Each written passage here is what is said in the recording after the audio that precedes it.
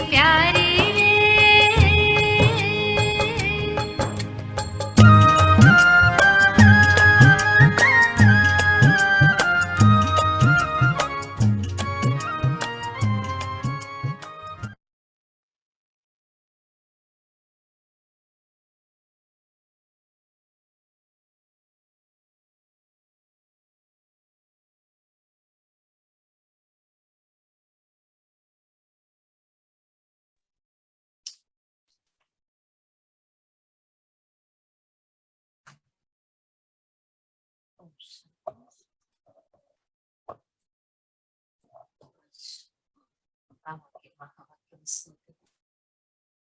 मीठे बच्चों, इस समय तुम बाप के ऊपर बलिहार जाओ, तो एक ही क्षण के लिए तुम सदा सुखी बन जाएंगे। बाबा ने ये हमें बहुत बड़ा गोल्डन चांस दिया है कि इस समय पर बाबा के ऊपर बलिहार चले जाओ, तो एक ही क्षण के लिए तुम सुखी बन जाएंगे। प्रश्न है, ज्ञानी बच्चों को अपनी अवस्था ठीक रखने के लिए कौन सी आदत पक्की डालनी चाहिए?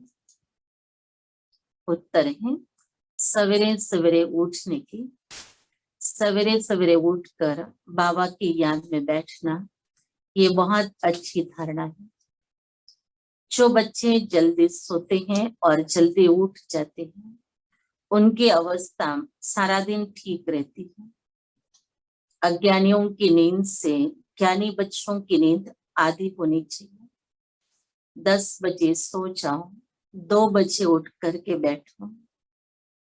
गीत है, मुझको सहारा देने वाले। ओम शांति। बच्चे सब सन्मुख बैठे हैं, तो जानते हैं हम जीवात्माएं हैं। यहाँ तो जीवात्माएं होंगी ना। जब आत्मा को शरीर नहीं है तो अशरीरी है, उसको अशरीरी कहा जाता है। तुम तो शरीर के साथ बैठे हो। आत्मा व परमात्मा जब तक शरीर में न आए तो बोल न सके। तुम जीवात्माएं जानती हो, अब आपके सन्मुख बैठे हैं, हुबहू जैसे 5-4 वर्ष पहले सन्मुख आए थे। बच्चे जरूर बाप से वर्षा ही लेंगे। जानते हैं हम अपने परमपिता परमात्मा बेहद के बाप के सन्मुख बैठे हैं। क्यों बैठे हैं? बाप से बेहद का वर्षा लेने। जैसे स्कूल में समझते हैं कि हम टीचर द्वारा इंजीनियरिंग बैरिस्टरी सीखते हैं, ये एम ऑब्जेक्ट रहती है। तुम बच्चे समझते हो परमपिता परमात्मा हमको ब्रह्मा के तन से बैठ राजयोग सिखलाते हैं। भगवानोवाच, ये तो बच्चों को समझाया है कि भगवान निराकार को कहा जाता है। जीवात्माएं पुनर्जन्म जरूर लेती है। कोई भी सन्यासी से तुम पूछो मनुष्य पुनर्जन्म लेते हैं, तो ऐसे नहीं कहेंगे कि नहीं लेते हैं। नहीं तो 84 लाख जन्म कैसे कहते हैं? पूछो तुम पुनर्जन्म को मानते हो? ये तो बरोबर है। आत्मा संस्कार अनुसार एक शरीर छोड़ फिर दूसरा लेती है। ऐसे कोई मनुष्य 84 जन्म लेते हैं। 84 लाख जन्म की तो बात ही नहीं है।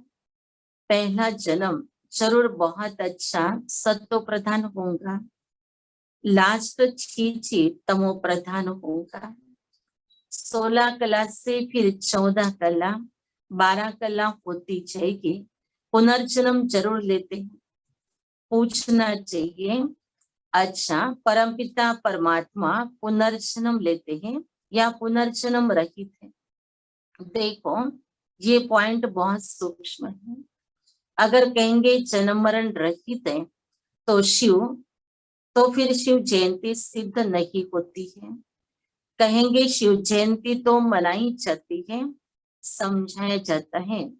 हाँ शिव जयंती है, परंतु जन्म के साथ फिर मरना जिसे कहा जाता है वो नहीं है। अगर मरे तो फिर पुनर्जन्म ले।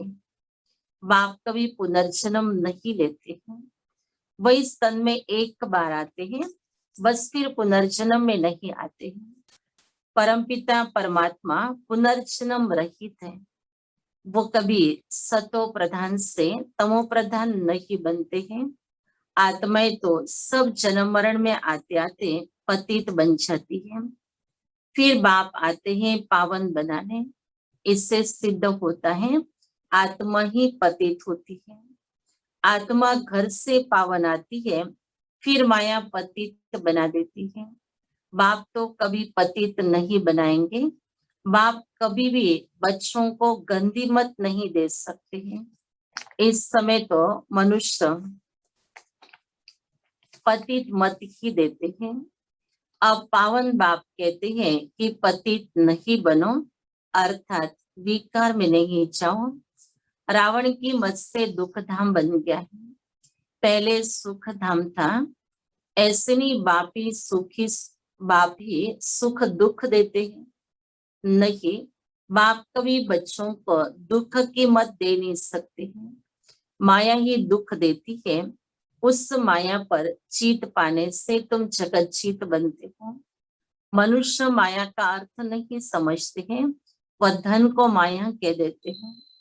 कहते हैं ना, इनको माया का बहुत नशा है, परंतु माया का नशा होता नहीं। वहां रावण का भूत बनाकर चलाते नहीं, भूत तो दुश्मन का बनाया जाता है। रावण राज्य शुरू होता है आधा कल्प से, देह अहंकार आने से फिर और विकार आ जाते हैं। शास्त्रों में लिखा हुआ है, देवताएं वाम मार्ग में अर्थात विकारों में जाते हैं। माया के वश होने से परवश बन जाते हैं, परमत पर चलते रहते हैं। अभी तुम चलते हो श्रीमत पर, परमत माना माया की मत। श्री अर्थात श्रेष्ठ मत है बाप की, वह है रावण की मत। परमत इसलिए बाप ने कहा है, आसुरी संप्रदाय सब रावण की जंजीर में बंधे हुए दुखी है। मनुष्यों ने सतयुग की आयु लाखों वर्ष समझ ली है। तुम तो हिस्सा बताते हो। 5,000 वर्ष कैसे थे? क्राइस्ट को 2,000 वर्ष हुआ, बुद्ध को 2250 वर्ष हुआ, फिर इस्लामी को 2,500 वर्ष हुए। सबको मिलाकर आधा कल्प हुआ। उनके पहले तो देवताओं का राज्य था, फिर देवताओं को लाखों वर्ष कैसे कह सकते? इतने मनुष्य होते फिर तो मनुष्य बहुत हो जाते हैं, इतने तो है नहीं। 5,000 वर्ष में ही करोड़ों मनुष्य हो जाते हैं। कहते भी है क्राइस्ट के 3,000 वर्ष पहले भारत में आदि सनातन देवी देवता धर्म था। 5,000 वर्ष पूरे हो जाते हैं, नाटक पूरा तो होता है ना। इन बातों को कोई जानते नहीं है। मैं जो हूँ जैसा हूँ, ये चक्र फिरता है, कोई जान न सके, बाप ही समझाते हैं। ये गीता एपिसोड बाप ने आकर सहज राजयोग सिखाया था। बाबा बूढ़ियों को भी समझाते हैं कि ये बहुत सहज बात है। श्री बाप और वर्षे को याद करना है। बच्चा पैदा हुआ, गोया वारिस पैदा हुआ। तुम समझते हो क्या बाबा के वारिस हैं? 5,000 वर्ष के बाद फिर से मिलने आएंगे। ये बड़ी गुप्त बातें हैं। बाबा पूछते हैं, आगे कभी मिले हो? कहते हैं, हाँ बाबा। आत्मा इस मुख द्वारा कहती है, हम 5,000 वर्ष पहले आपसे मिले थे। आप इस तन द्वारा शिक्षा देने आए थे।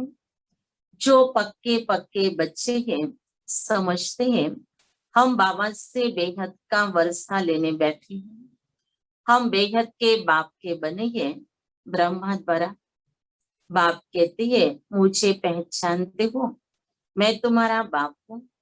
तुम कहेंगे, हाँ बाबा, हम आत्माओं के आप परमपिता परमात्मा बाप को बाप भी कहते हैं, तुमको हमने स्वर्ग में भेजा था, वर्षा दिया था, फिर माया ने छीन लिया, फिर अब मैं देता हूँ, माया वर्षा छीनती है, बाप दिलाते हैं। ये अनेक बार खेल हो चुका है, होता रहेगा, अंत नहीं है। बाप के बनते हैं, फिर कोई सगे कोई लगे।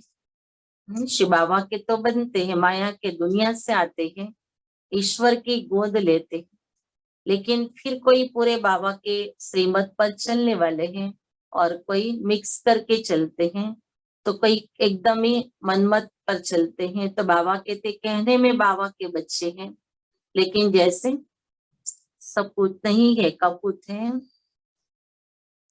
अनेक बार खेल हो चुका, होता रहेगा, अंत तक बाबा अंत नहीं है। बाप के बनते हैं, फिर कोई सगे कोई लगे, कोई सौतेले कोई मातेले बनते हैं। कच्चे पक्के तो है ना, पक्का को भी कभी माया एकदम जीत लेती है। आज इसको हम पक्का कह रहे हैं कि बड़े अच्छे है, नीचे बुद्धि है, अच्छा पुरुषार्थ करें, लेकिन कभी चलते चलते उनको उसका भी अभिमान आ जाता है कि हमने अच्छा पुरुषार्थ किया है। अगर अच्छा पुरुषार्थ का अभिमान आ गया, अपनी बुद्धि का अभिमान आ गया, तो भी माया उसको जीत लेती है। बच्चे कहते हैं बाबा जब तक हम जिएंगे आपसे वर्षा लेते रहेंगे, विकर्मों का बोझा सिर पर बहुत है, तो जितना तुम याद में रहेंगे उस योग अग्नि से तुम पापात्मा से पुण्य आत्मा बनते जाएंगे। आग चीज को पवित्र करती है, तुम्हारी ये योग अग्नि, ये बेहद का यज्ञ है। बेहद के सेठ ने बेहद का यज्ञ रचा है। इतने वर्ष कोई भी यज्ञ नहीं चलता है, 7-8 रोज व 1 मास के लिए यज्ञ रचते हैं। तुम्हारा ये यज्ञ तो कितने वर्षों से चल रहा है। बाप तो सुनाते रहते हैं, कहते भूल मत जाना, सिर्फ मुझे याद करो तो तुम्हारे जन्म जन्मांतर के विकर्मों का बोझा कटना जाएगा। भगवान वाचे कि मुझ अपने बाप को याद करो, जरूर आया हुआ है। तब तो कहते हैं ना, बाप कहते हैं अब तुमको वापस जाना है। अब शिव बाबा याद दिला रहे, बच्चे सब इस दुनिया में आके बैठे और इस दुनिया में जैसे अपना परमानेंट स्थान बना लिया, जाने का नाम ही नहीं है। जब जाने का संकल्प करते हैं तब वो बहुत दुख का टाइम होता है, तभी कहते हैं, वो भी दुख की घड़ी खत्म हो गई तो कहेंगे नहीं अभी नहीं लेके चलो, अभी तो जीना है, तो जाने का संकल्प ही नहीं होता है।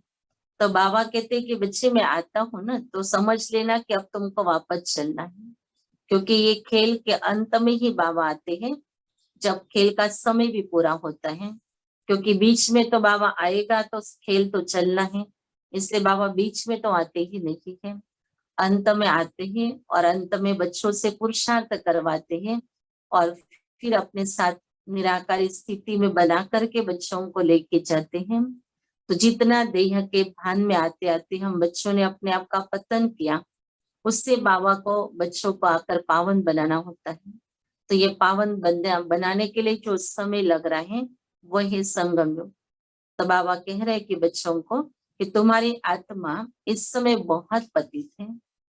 ये रियलाइज आत्मा को भी हो रहा है कि आत्मा अपने कर्मों के आधार से विकारों के वशीभूत होकर कर्म करते करते अपतित बन गई है। अब तुम जानते हो योग से हम पावन बनते जाएंगे। तुम्हारी तो प्रतिज्ञा है कि आप जब आएंगे तो और संग तोड़ तुम संग जोड़ेंगे, तुम पर वारी जाएंगे। स्त्री पुरुष पर और पुरुष स्त्री पर बलिहार होते हैं। यहाँ ये बाप पर बलिहार जाना, शादी में एक दूसरे पर बलिहार जाते हैं। अब बाप कहते तुमको कोई मनुष्य पर बलिहार नहीं जाना है, तुम्हारी प्रतिज्ञा है आप पर बलिहार जाओगे। आप हमारे आप हमारे पर बलिहार जाओ तो एक ही जन्म तुमको सदा सुखी बनाऊंगा।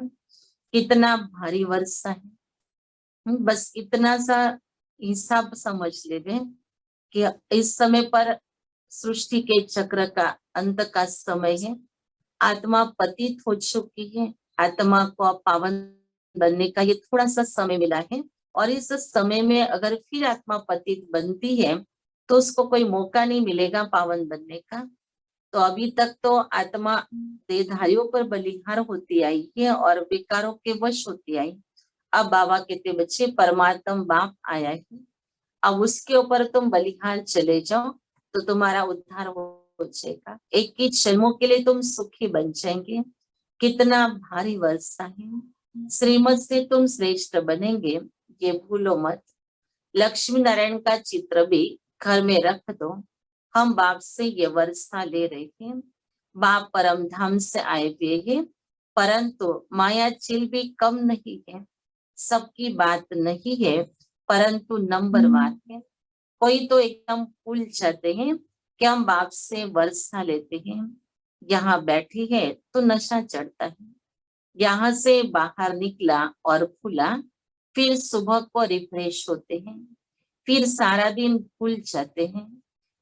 4-5 वर्ष रहकर अच्छी सर्विस करने वाले भी आज देखो नहीं है। कुछ अवज्ञा की है तो माया ने जोर से थप्पड़ मारा और चले गए। बाबा कह देते चढ़े तो चाखे प्रेम रस और गिरे तो चकनाचूर। देखते हो कैसे चकनाचूर हो जाते हैं। वैकुंठ में तो जरूर चलेंगे, परंतु पद तो नंबरवार है ना।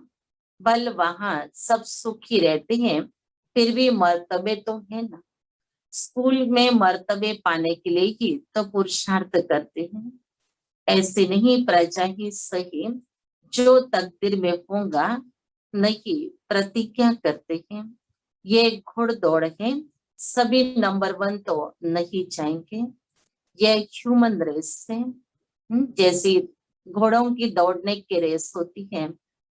तो रेस का बाबा एग्जाम्पल दे रहा है कि उसमें भी तो नंबरवार होते ही है, सब नंबर 1 में तो नहीं आएंगे ना। तो वैसे ही ये भी मनुष्यों की रेस चल रही है। अब कौन कितना कम समय में अपने आप को सतो प्रधान बनाता है। जैसे मम्मा का हमने कल बातें याद की, जीवन कहानी को सुना कि मम्मा की अल्प आयु थी, कम आयु में उसने अपने आप को सतो प्रधान बना दिया। तो समय भी कम लगे और जल्दी सतो प्रधान बन जाए, और मेहनत भी कम ली। उसने शिव बाबा से कोई मेहनत नहीं ली, इतना कि मम्मा यही ध्यान रखती थी कि बाबा को मुझे अलग से कुछ कहना ना पड़े। लेकिन बाबा अगर किसी अन्य को भी कुछ शिक्षाएं दे रहे होंगे तो मम्मा यही कहती थी ये शिक्षा मेरे लिए भी है, कभी जरूरत मुझे भी पड़ेगी। तो बाबा को मुझे ये देनी ना पड़े। जब एक बार कानों से सुन ली तो उस बात को दोबारा भगवान को कहना पड़े और फिर पुरुषार्थ करना पड़े मुझे, वो बात मम्मा नहीं करती थी। तो मम्मा ने अपना सेकंड सेकंड संभाला, बचाया और उसका सदुपयोग किया। बाबा से भी कभी मेहनत नहीं ली पुरुषार्थ करवाने के लिए या कहलवा के पुरुषार्थ कराया। तो इसके कारण मम्मा का सत्व प्रधान बनने का जो पुरुषार्थ था वो बहुत ही तीव्र था। और बाबा कहते बच्चे ऐसे ये ह्यूमन रेस चल रही है, अब कौन मम्मा बाबा को फॉलो करता है। अब मम्मा बाबा को फॉलो करेंगे तो उनके पीछे तो नंबर लेंगे ना। अगर अन्य आत्माओं को फॉलो कर रहे हैं तो उनके पीछे नंबर लेंगे। तो अभी नंबर 1 के आगे जाना, नंबर 1 के पीछे फॉलो करते जाएंगे तो उनके समान तो बन जाएंगे। ये ह्यूमन रेस से तुम चाहते हो कि हम जल्दी शिव बाबा के गले में पिरो जाए तो उनको याद करना पड़े। सारा मदार याद पर है। माया विघ्न ऐसा डालती है जो एकदम रेस से निकाल देती है। तुम्हारी ह्यूमन रेस से आत्मा कहती हम बहुत दुखी है, शरीर लेते लेते बहुत तंग हुए हैं। कहते हैं अब चाहे बाबा के पास। बाबा कहते बच्चे, कई बच्चे बहुत तंग हो गए हैं, अपने जीवन से तंग हो गए, शरीर से तंग हो गए, बीमारियों से तंग हो गए। तो कहते कि बस सब भगवान ले चलो। बाबा ने युक्तियां तो बतलाई है। कहते हैं बाबा हम आपकी याद में रहेंगे, जितना टाइम निकाल सको उतना अच्छा है। गवर्नमेंट की सर्विस में भी 8 घंटा देते हो, ऐसे याद में भी 8 घंटा तो रहो। सृष्टि को स्वर्ग बनाना ये कितनी भारी सर्विस है। श्री बाप को याद करो और सुखधाम को याद करो। बस ये 8 घंटा सर्विस करेंगे तो तुम पूरा वर्षा पालोगे। ऐसे ऐसे याद करते करते तुम्हारे विकर्म विनाश हो जाएंगे। 8 घंटा इस सर्विस में दो, बाकी 16 घंटा तुम फ्री हो। जितना हो सके तुम घड़ी घड़ी याद करो। याद तो कहाँ भी बैठ कर सकते हैं। सबसे अच्छा टाइम तुमको सवेरे मिलेगा। सिंधी में कहावत है, सवेरे सोना सवेरे उठना, वही मनुष्य बड़ा गुणवान है। ये गायन भी अभी का है। बाप कहते रात को जल्दी सो जाओ और फिर सवेरे सवेरे उठो। अज्ञानी लोग 8 घंटा नींद करते हैं, तुम्हारी नींद आधी होनी चाहिए। 4-5 घंटा नींद बस। तुम कर्मयोगी हो ना, रात को 10 बजे सो जाओ, 2 बजे उठो। शिव बाबा को याद करने से तुम्हारी कमाई बहुत है। तुमको हेल्थ वेल्थ दोनों ही मिलेगी। अच्छा, 2 बजे नहीं तो 3 बजे उठो, 4 बजे उठो। फर्स्ट क्लास समय वो है, शांति रहती है, सब अशरीरी बन जाते हैं। उस समय सन्नाटा बहुत होता है। अमृत वेले की याद अच्छा असर करती है। बाबा बहुत करके रात को जागते रहते हैं। सूक्ष्म सर्विस में थकावट नहीं होती है। कमाई से तो खुशी होंगी। तुम बच्चे सवेरे उठ अपनी अविनाशी कमाई करते रहो। सवेरे का टाइम बाबा कहते बहुत अच्छा है। उस समय में अशरीरी बनने के लिए बहुत सहयोग मिलता है वातावरण का। तो बाबा कहते उस घड़ी जागोगे तो आपको मजा आ जाएगा। तो बाबा अपना अनुभव सुना रहे हैं कि बाबा भी, ब्रह्मा बाबा भी रात को जागते हैं। वरना 2 बजे उठ करके बाबा भी बच्चों अपने पुरुषार्थ में लगे रहते हैं। तो क्या करते हैं, तो सूक्ष्म सर्विस में लगते हैं। सूक्ष्म में आत्माएं जो भी बाबा के संबंध में संपर्क में आई या अलौकिक जीवन को प्राप्त हुई, ऐसे उन बच्चों को सूक्ष्म विशेष मदद का कार्य जो है बाबा अपने बच्चों के लिए करता है। बाबा कहते हैं कि ये भी सूक्ष्म सर्विस है। उन आत्माओं को बाबा का बनाकर चलाना, उनके संस्कारों को परिवर्तन करने के लिए उनमें शक्ति भरना, तो ये ऐसी सूक्ष्म सर्विस जो है। और भी कई अन्य प्रकार की सूक्ष्म सर्विस बाबा कर रहा होगा। तो बाबा कहते हैं कि बच्ची उसमें बिजी हो जाओ, थकावट नहीं आती है। जब हम बाबा से प्यार ले रहे हैं और संसार को प्यार दे रहे हैं, तो लेने में भी मजा आ रहा होगा, देने में भी मजा आता है। बाबा से शांति की शक्ति ले रहे हैं, वो शक्ति संसार को दे रहे हैं, तो देते समय भी खुशी हो रही होगी। तो बाबा कहते ऐसी अभ्यास की अनुभूति करो, जैसे वो एक प्रकार का बाप से लेना और संसार को देना। अब वो स्थूल में तो दिखाई नहीं दे रहा है कि हम क्या कर रहे हैं, लेकिन हमारे अंदर ही अंदर ये कमाई चल रही है। हम कमा भी रहे हैं और हम बांट भी रहे हैं, हम पुण्य भी कमा रहे हैं। कमाई से तो खुशी होंगी ना। तुम बच्चे सवेरे उठ अपनी अविनाशी कमाई करते रहो। अच्छा, मीठे मीठे सिखिलदे बच्चों प्रति माता पिता बाप दादा का याद प्यार और गुड मॉर्निंग। रूहानी बाप के रूहानी बच्चों को नमस्ते। हम रूहानी बच्चों के रूहानी बाप दादा को याद प्यार, गुड मॉर्निंग और नमस्ते। धारणा के लिए मुख्य सार है। पहले पॉइंट से, एक ही जन्म सदा सुखी बनने के लिए एक बाप पर पूरा पूरा बलिहार जाना है। श्रीमत से श्रेष्ठ बनना है। मनमत व परमत को त्याग देना है। कोई अवज्ञा नहीं करनी है। ये अंडरलाइन आज की बाबा की बातें हमारे लिए कि मुझे क्या करना है जीवन के अंदर। तो एक तो सहज युक्ति बता दी कि बाबा के ऊपर बलिहार हो जाओ। मैं जो हूँ जैसा हूँ बाबा तेरा हूँ। जब आपके ऊपर बलिहार हो गए, फिर बाबा के श्रीमत पर चल के अपने आप को श्रेष्ठ बनाना है। अपने आप को सारा दिन याद कराना बाबा ने क्या कहा है, बाबा ने कौन सी श्रीमत दी है, बस उस श्रीमत पर चलते रहो। उसमें मनमत मिक्स नहीं करो, परमत मिक्स नहीं करो। तो इसका त्याग करना, बाबा कहते ये बहुत बड़ी बात है कि आप मनमत परमत का त्याग कर करके बाप के श्रीमत पर चलो। अगर मनमत परमत पर हम चल रहे हैं तो जैसे बाबा की हम अवज्ञा करते हैं। बाबा ने हमें जो आज्ञा दी है, चाहे कोई संस्कार परिवर्तन के लिए, स्वभाव परिवर्तन के लिए, कर्म परिवर्तन के लिए, तो हम उस आज्ञा को माने कि हाँ बाबा ने मुझे ये बात कही है तो मुझे इसके लिए कुछ पुरुषार्थ करना है। तो बाबा कहते हैं कि बच्चे युक्तियां तो हजारों रच सकते हैं अपने आप को याद दिलाने के या अपने परिवर्तन के लिए, लेकिन ये ध्यान रखो कि बाप की आज्ञा का अवज्ञा नहीं होनी चाहिए। दूसरा है सवेरे सवेरे उठकर याद में बैठ कमाई करनी है। सृष्टि को स्वर्ग बनाने की सर्विस कम से कम 8 घंटा जरूर करनी है। वरदान है देह के भान को अर्पण कर समर्पण होने वाले योग युक्त बंधन मुक्त हो। जो देह के भान को अर्पण कर दे, देह के भान वाली बातें जो भी कुछ अपने बुद्धि में चल रही थी और हम बाबा के बन गए, तो भी वो कोई समाप्त तो नहीं होती है, रहती है अपनी बुद्धि के अंदर। तो देह का भान, कोई धन की प्राप्ति का अभिमान, कोई इसको बुद्धि के प्राप्ति का, किसको पद के प्राप्ति का, तो ये अभिमान जो है आत्मा को बाप के आगे समर्पित नहीं होने देते हैं। तो बाबा कहते ये सब कुछ बाप के आगे समर्पित करो। अपना मान शान जो भी संसार में पाया था, कोई डिग्रियां पाई होंगी, कोई पद पाए होंगे, वो सब उसके आगे समर्पित कर दो।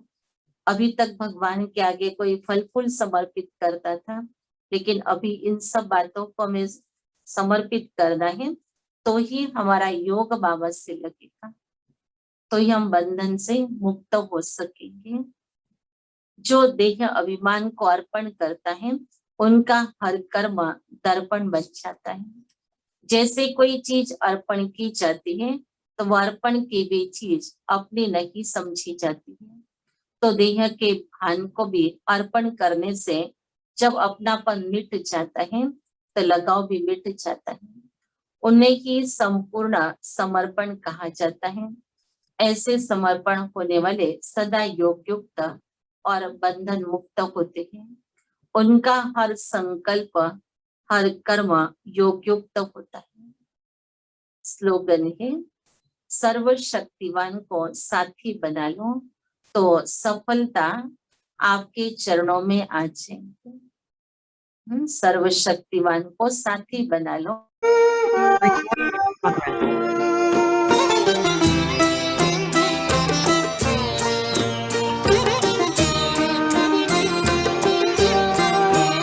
तेरी शिक्षाएं और प्यार साथी बन साथ निभाते हैं। मधुबन के वो दिन रात, मधुबन के वो दिन रात,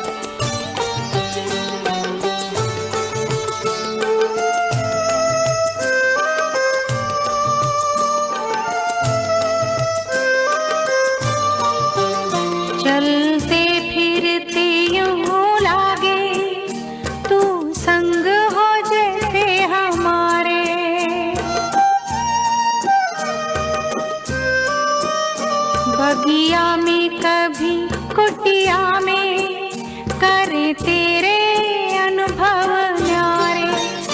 मधुबन के कण कण में, मधुबन के कण कण में तेरा ही नजारा पाते हैं। तेरी शिक्षा